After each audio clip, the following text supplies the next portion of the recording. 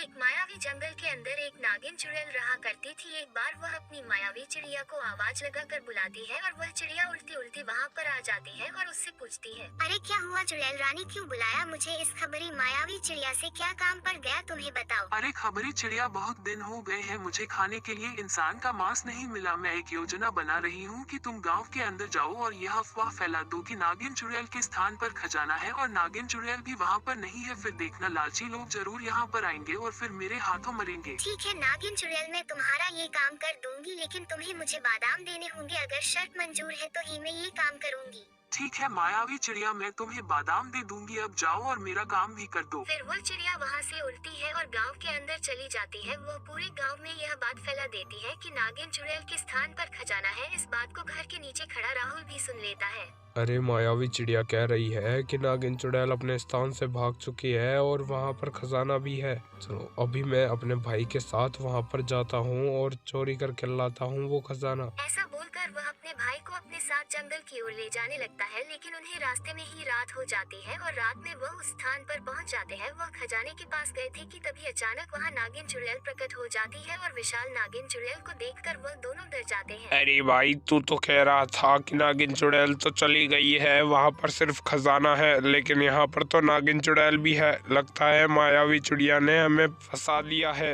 तुमने बिल्कुल सही समझा, ये जाल मेरा बिछाया हुआ था और अब तुम दोनों मेरे हाथों मरने वाले हो। अरे भाई, अब तो यहाँ से भागो वरना ये चुड़ैल हमें दोनों को मार देगी। जल्दी भागो। फिर वह चुड़ैल उन दोनों के पीछे भागती है और वह जंगल के अंदर काफी देर तक भागते रहते हैं, लेकिन थोड़ी ही देर बाद वह नदी के पास आ जाते हैं और वहाँ पर एक बड़ा पेड़ था जिसके आगे वह लोग नहीं जा सकते थे। और तभी वह पीछे मुड़कर देखते हैं तो नागिन चुड़ैल भी वहीं पर होती है। अरे भाई, इतनी देर तो हमने भागम भाग मचा ली, लेकिन अब हमें कौन बचाएगा? इधर तो पेड़ है और उधर चुड़ैल। अब तो मैं भागम भाग मचाने की कोई जरूरत नहीं पड़ेगी क्योंकि मैं तुम्हें मारने वाली हूँ। अब बचकर कहाँ जाओगे? फिर चुड़ैल उन दोनों को मारने के लिए आगे बढ़ती है, लेकिन तभी वहाँ पर एक सुंदर जलपरी प्रकट होती है। अरे पागल जलपरी, तुझे पता नहीं कि ये दोनों मेरे शिकार है? अब जल्दी हटो और मुझे इन्हें खाने दो वरना मैं तुम्हें भी खा जाऊंगी। अरे चुड़ैल जी, इन्हें छोड़ दीजिए, ये तो भोले भाले इंसान हैं, आप इनको मार कर क्या करेंगे? अरे मैंने तुझे हटने के लिए बोला ना, जल्दी हट वरना मैं तुझे भी इन्हीं के साथ खा जाऊंगी। अच्छा तो नागिन चुड़ैल, तेरी इतनी हिम्मत कि तू मुझे मारेगी? अभी देख तुझे कैसे जलाती हूँ मैं। ऐसा बोलकर वह नागिन चुड़ैल पर हमला करती है और नागिन चुड़ैल जलने लगती है और फिर वह चिल्लाते हुए जलकर राख में तब्दील हो जाती है। फिर वह दोनों वहाँ से चले जाते हैं और जलपरी कहती है, कितने मासूम है ये लोग, इन्हें तो ये भी नहीं पता कि मैं खुद एक 3 सिर वाली चुड़ैल हूँ।